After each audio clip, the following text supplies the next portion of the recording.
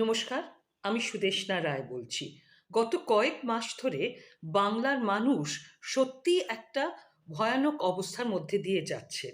গত নভেম্বর মাস থেকে এই এসআইআর বা সংস্করণ, ভোটার লিস্ট সংস্করণ নিয়ে কাজ আরম্ভ করেছেন ইলেকশন কমিশন। কাজটা সত্যিই সামথিং, আমাদের হয়তো দরকার ছিল, সংস্কার করাটা দরকার ছিল, কিন্তু কাজটা তারা আরম্ভ করেছেন প্রায় শেষ মুহূর্তে। তারা জানেন যে আগামী বছর ইলেকশন, ওরা নভেম্বর মাসে কাজটা আরম্ভ করলেন।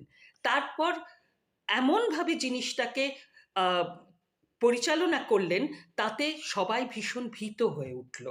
যে লিস্ট তৈরি হলো তার জন্য তাড়াহুড়োয় যে বিএলও বা যারা ছিলেন তাদের উপরে বিশাল প্রেশার ক্রিয়েট করা হয়েছিল। তার ফলে তারাও কিন্তু ভুলভ্রান্তি হয়েছে তাদের হয়তো, বা হয়নি, বা ভুলভ্রান্তি জোর করে করানো হয়েছে তাড়াহুড়োর মুখে। সে যাই হোক না কেন, দেখা গেল যে একটা লিস্ট বেরোলো যে 58 লাখ লোক বাদ হয়েছে, তার মধ্যে অনেকে মৃত, অনেকে দু জায়গায় ভোট ছিল, এই ধরনের। এছাড়া আরো 60 লক্ষ লোকের কথা বলা হলো, যাদের নাম একটা লজিক্যাল ডিসক্রেপেন্সি বলে তাদের আলাদা করা হলো। সেই সময়ই আমরা জিজ্ঞেস করেছিলাম যে লজিক্যাল ডিসক্রেপেন্সি কি। সেই লজিক্যাল ডিসক্রেপেন্সি খুবই হাস্যকর কিছু কারণ ছিল। ধরুন, আমার বাবা বন্দ্যোপাধ্যায় আর আমি ব্যানার্জি লিখি, তাতে নাকি লজিক্যাল ডিসক্রেপেন্সি। নামের বানান আমাদের বাঙালি উচ্চারণ বুঝতে না পেরে কেউ হয়তো লিখেছে ভুল, সেই জন্য লজিক্যাল ডিসক্রেপেন্সি। তারপরে কারুর নাম মোহাম্মদ ইকবাল, সে MOHD লেখেন, তার ছেলে সে হয়তো মোহাম্মদ শামীম, তিনি লেখেন MD শামীম। তো উনি MOHD লেখেন, ইনি MD কেন?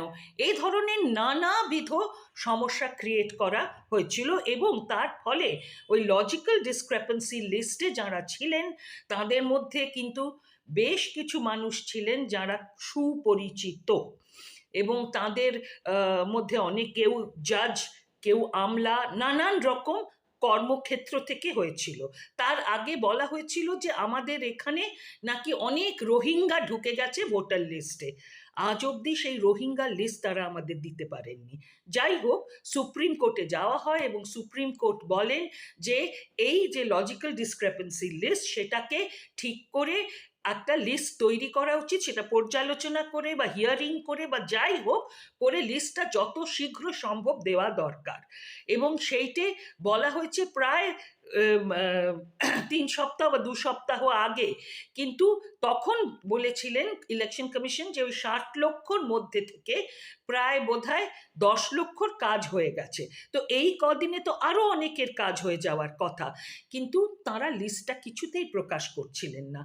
আলটিমেটলি চাপ দেওয়ার ফলে লিস্টটা প্রকাশিত হয়েছে গতকাল, অর্থাৎ সোমবার রাতে।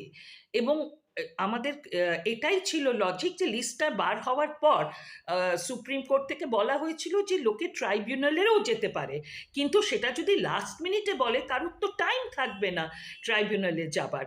তাই জন্য লিস্টটা একটু আগে না দিলে, এখন ভোট ডিক্লেয়ার্ড হয়ে গেছে, আমাদের মধ্যে অনেকেই আছেন যারা জানেন না যে তারা সত্যি বৈধ ভোটার কি না।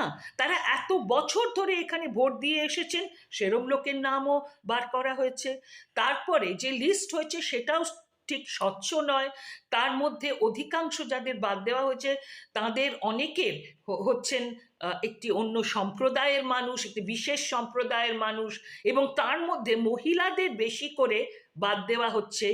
এইগুলো কিন্তু ন্যায়সঙ্গত বা যুক্তিসঙ্গত নয়, এবং আমাদের মনে হচ্ছে, সাধারণ মানুষের মনে হচ্ছে যে এটা কিন্তু বাংলা বিরোধী হচ্ছে, কাজ হচ্ছে, কার্যকলাপ হচ্ছে, এবং এটা বিশেষ একটা দলের কথা বা অঙ্গুলি হেলনে এটা হচ্ছে, এবং ইলেকশন কমিশন কোনোভাবেই নিরপেক্ষ নয়। এটা আমরা সত্যিই মেনে নিতে পারছি না।